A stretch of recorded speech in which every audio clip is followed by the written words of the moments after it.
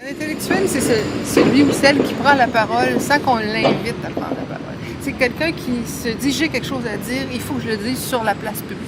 Bon, évidemment, une fois que l'intellectuel est connu, on peut l'inviter à participer à différentes tribus, à prendre la parole sur différentes tribus, doit participer à différents collectifs. Mais au point de départ, c'est quelqu'un qui prend la parole sans qu'on lui demande.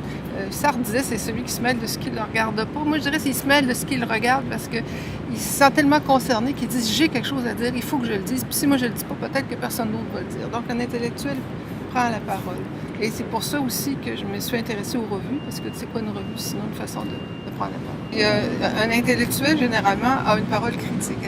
On pense aux intellectuels de gauche, il y en a de droite aussi, mais un intellectuel, comme je dis, il prend la parole parce qu'il sent qu'il y a quelque chose à dire qu'il ne se dit pas. Alors que si quelqu'un se contente de dire des choses qu'on sait, on va dire, il est dans une posture d'expert. Donc l'expert, moi, je suis sociologue, je vais vous expliquer comment ça marche au Québec, le système de santé, etc.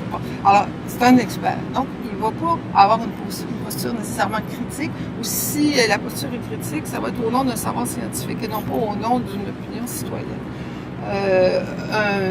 Aussi, l'intellectuel peut être dans une posture militante.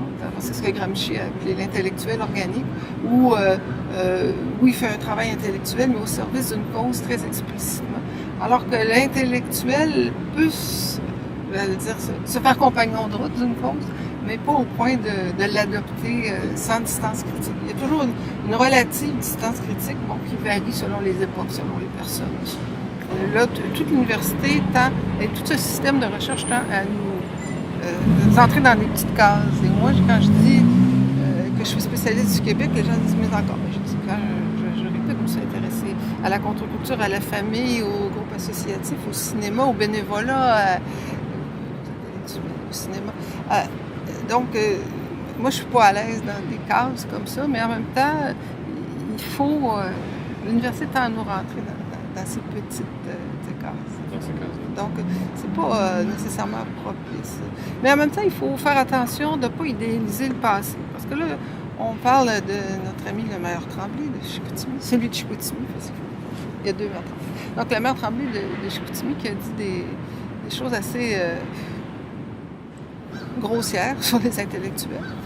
Mais c'est pas le premier, puis c'est sans doute pas le dernier à dire ça, parce que si on se reporte à l'ère du Plessis, c'était pas non plus très valorisé que d'être intellectuel. Et à l'époque du Plessis, qui était premier ministre du Québec, n'était pas maire d'une grande ville, mais premier ministre du Québec, pourfendait les sociologues et autres chercheurs en sciences sociales. Il était en guerre ouverte avec le père Lévesque, fondateur de la faculté des sciences sociales. Et il y a toutes sortes d'anecdotes qui circulent. Et que quand Duplessis remettait le chèque au recteur de l'Université Laval, parce qu'à l'époque, c'était pas des subventions, mais c'était vraiment un chèque que le premier ministre remettait dans une cérémonie au recteur. Il disait « Je vous donne le chèque à condition que rien n'aille à la faculté des sciences sociales ». Alors, c'était clair qu'il n'aimait pas les gens de la faculté des sciences sociales parce qu'ils se posaient dans une posture trop critique. Bon, alors, évidemment, le père Lévesque avait trouvé d'autres façons de financer sa faculté de sciences sociales, et notamment, il allait à Ottawa. Alors là, ça a été toute une histoire après le père Lévesque, et donc fédéralisme. En fait, c'est Ottawa qui avait financé la faculté du moment de...